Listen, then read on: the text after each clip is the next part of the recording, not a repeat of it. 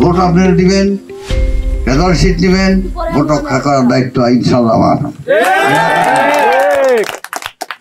আজকে তারা বলে যে আপনার নিয়ে যাবো গা, আমি না চাইলে কিন্তু ভোটই নয়, এটা কিন্তু বাস্তব কথা।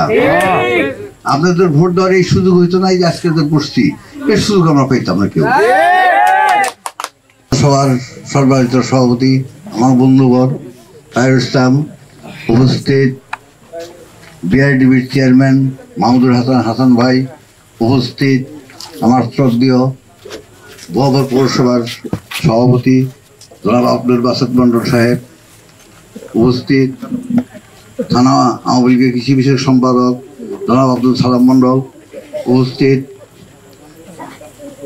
বিরাটির কৃতি সন্তান ভুয়াপুরের ইব্রাহিম খাঁ মহাবিদ্যালয় কলেজের ভিপি জনাব আনোয়ার হোসেন বিন্টু, উপস্থিত এখানে ছাত্রলীগ এবং যুবলীগের আহ্বায়ক সাবেক জনাব ঈশ্বরী চকদার এই গ্রামের সন্তান, উপস্থিত সামনে আমার ভাই ও মা বোনেরা, আসসালামু আলাইকুম। আজকে তারা বলে যে আপনার নিয়ে যাবো গা, আমি না চাইলে কিন্তু ভোটই নয়, এটা কিন্তু বাস্তব কথা। আপনাদের ভোট দেওয়ার এই সুযোগ হইতো না, যে আজকে যে বসছি এর সুযোগ আমরা পাইতাম না কেউ। সেই জন্য 21 তারিখে আপনাদের বিনীতভাবে অনুরোধ করব, আপনারা সবাই একটু কষ্ট করে সেন্টারে যাবেন, ভোট আপনারা দিবেন, রেজাল্ট শিট দিবেন, ভোট রক্ষা করার দায়িত্ব ইনশাআল্লাহ আমার। এটা আপনাদের না, সরকার চাইছে যে পার্সেন্টেজ বাড়ানো ভোটের, কিন্তু একটা কুচক্রী মহল তারা প্রচার করতেছে যে ভোট লাগবে না, তারা ব্যালট পেপার ছিঁড়ে নিয়ে যাবে। এটা হবে না, এটা কোনো কেন্দ্রে হবে না। আপনারা নিশ্চিত থাকেন, আমরা ভোট থাকি, আমি 42 বছর ধরে ভোট আসছি।